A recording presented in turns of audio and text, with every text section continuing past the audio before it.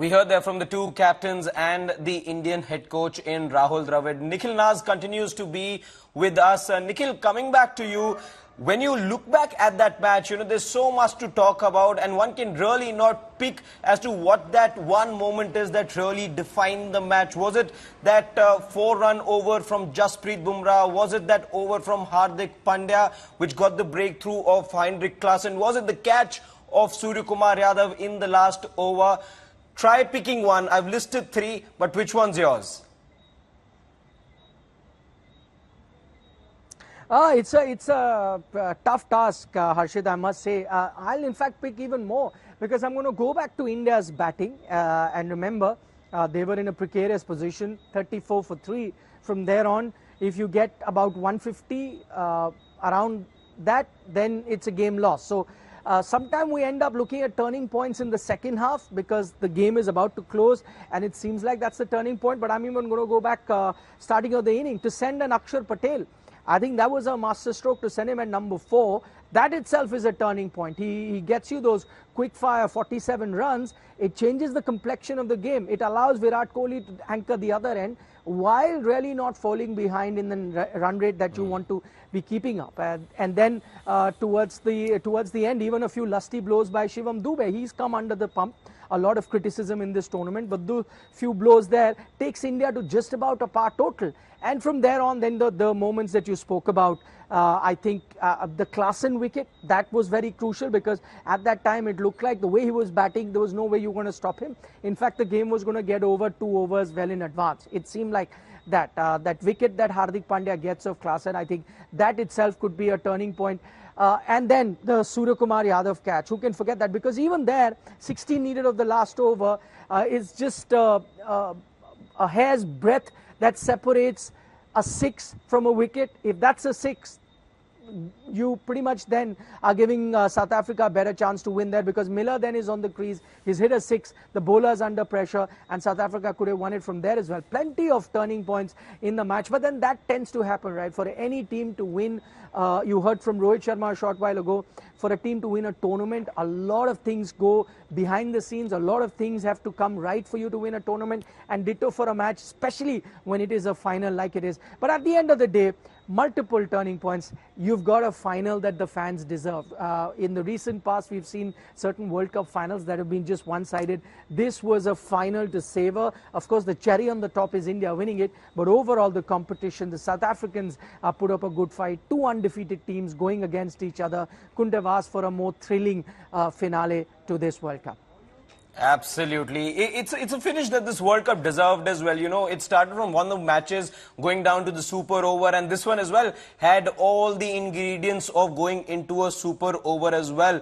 But luckily enough, those things tend to get very nervy. They can go either way. And lucky enough for the Indian fans that they managed to win by a difference of 7, which is being talked about now on social media. Thala for a reason is what everyone is talking about. But putting all of that aside, Nikhil, looking closely at the match, the fact that, the 2 overs from the spinners, let's talk about the over of Kuldeep Yadav and then the following over, which leaked 24 runs, that of Akshar Patel. Many saying that perhaps that could have been a bad decision or a wrong decision from Rohit Sharma, but just about redeems himself later on.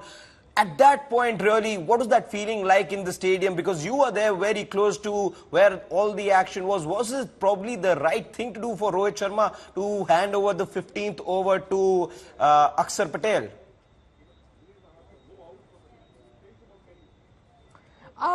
In hindsight, no, of course not. Didn't seem like the right decision, especially because it's not that Akshar hasn't been doing well. He's had a very good World Cup. But I think at that time you had a Heinrich Klaasen on the crease. Would you have wanted him to continue, bowling spinners?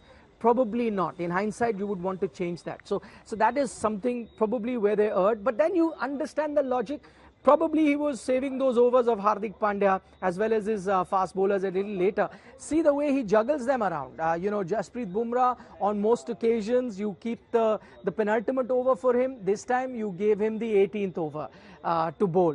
That was interesting, going against his usual plan because he was going for the kill. He saw that wicket that Hardik Pandya had picked off class and you said, no, I want to go for the kill now. You bring in a Jasprit Bumrah. That was a master stroke. Then you could have got a Hardik and then keep Arshdeep for the last over. You didn't do that. What did you do? You went with an Arshdeep at the penultimate over, keeping Hardik for the last over. So overall, I mean, there are a few things he would have gotten right. There were a few things he could have gotten wrong. Let's go back to that decision of sending Akshar Patel. Imagine if Akshar gets out early on that occasion. Then you look at that decision and say, listen, what were you doing? You had a Shivam Dube on the bench. You had a Hardik Pandya. You should have sent him. That's what happens in sport. You take a brave call. Sometime it comes good. Sometime it doesn't. But as I mentioned, all's well that ends well. A few mistakes, all right. But when you made more correct decisions in comparison to the minor mistakes, overall it just ensures that the team that does more of the right decision ends up on the winning side, and that's exactly what the Indian team did today.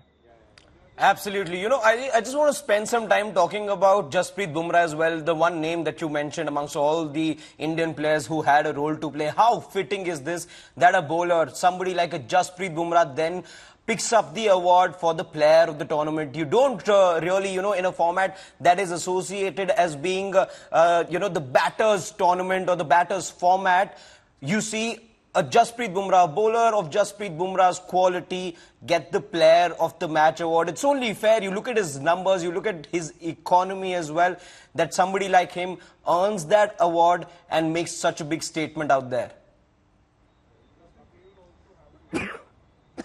Well, it's often said in cricket, Harshit, batters win you matches, but bowlers win your tournament. We've heard this so many times, and I don't think, anything could be further away from the truth. That's exactly what the Indian team has done. So far, if you look at this entire tournament, you've had batters who've stepped up, whether it was a Hardik Pandya on occasion, Rohit Sharma on occasion, Suryakumar Yadav on occasions, or let's say a Virat Kohli in the final. But the one thing that has been consistent with this Indian team has been the bowling. If you were to ask me before the final, what are the areas that can go wrong for India, I could have picked up fielding as an aspect. I maybe could have picked up batting. Maybe there's a collapse. But if you would ask me, the one thing that will not go wrong, I'd say the bowling, because that's how reassuring the bowlers have been. Yes, today wasn't the day for a Kuldeep Yadav. Yes, today wasn't a day for Akshar Patel. But then you have, which is now being described as a cheat code. India has a cheat code, and his name is Jasprit Bumrah, because his 4 overs are worth their weight in gold. It's not the 2 wickets. It's not the stunning wow delivery that he bowls to a Reza Hendrick, the out swinger that gets him out, or that in swinger that he bowls to a Marco Jansen, that again, has the entire crowd stand up and applaud. I think more than that, it's his economy. He goes for less than 4 runs and over in T20 cricket, where now you've started looking at 9 and 8 as the norm.